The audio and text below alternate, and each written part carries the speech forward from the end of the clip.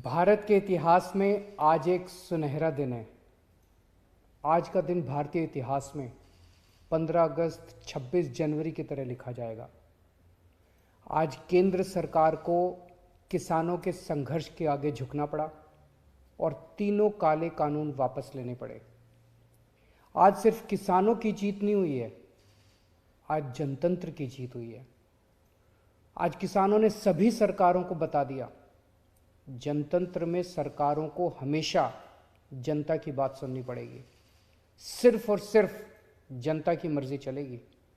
कोई भी पार्टी हो, कोई भी नेता हो, जनता के सामने आपका अहंकार नहीं चलेगा। ये एक ऐसा संघर्ष था जिसने पूरे देश को एक कर दिया। इस लड़ाई में किसानों के साथ साथ मजदूरों, युवाओं, महिलाओं, आड़तियों, दुकानदारों ने सबने हिस्सा लिया। पंजाब हो या यूपी, बंगाल हो या केरल, पूरा देश किसानों के साथ खड़ा था। देश विदेश में रहने वाले सभी भारतवासी एक हो गए और इन सब ने मिलकर आज इतिहास रचा है। जिन्होंने धर्म जाति से ऊपर उठकर एक साथ सड़क पर तीनों काले कानूनों के खिलाफ ये लड़ाई लड़ी और आखिर में केंद्र सरकार को उनके आगे झुकना पड़ा, इन सभी की आज जीत हुई है। पूरी दुनिया के इतिहास में शायद ही इससे बड़ा या इससे लंबा कोई आंदोलन हुआ होगा।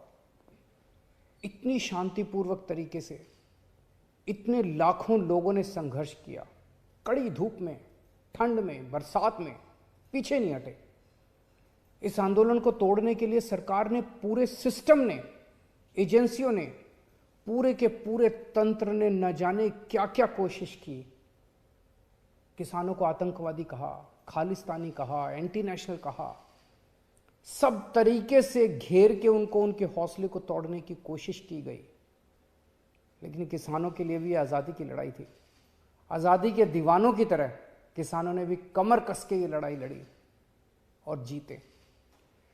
किसानों के प्रबल साहस के सामने वाटर कैनन का पानी सूख गया, सरकार की लाठियां टूट गई, कीलें गल गई, लेकिन सरकार उनका आत्मविश्वास और जज्बा नहीं तोड़ पाई।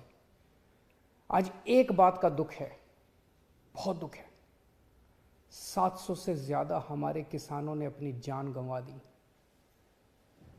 इसकी जरूरत नहीं थी, इनकी जानें बचाई जा सकती थी अगर ये कानून पहले वापस ले लिए जाते। हमारे किसान भाइयों और बहनों को इतने महीने सड़क पर बैठकर ठंड में, बरसात में, धूप में तकलीफ उठाने की जरूरत नहीं होती। आज 700 से ज़्यादा किसानों की जान चली गई, 700 से ज़्यादा परिवार उजड़ गए। आखिर किस लिए? इन शहीदों को मेरा नमन है, इनके परिवार को भी मेरा कोटि कोटि प्रणाम है।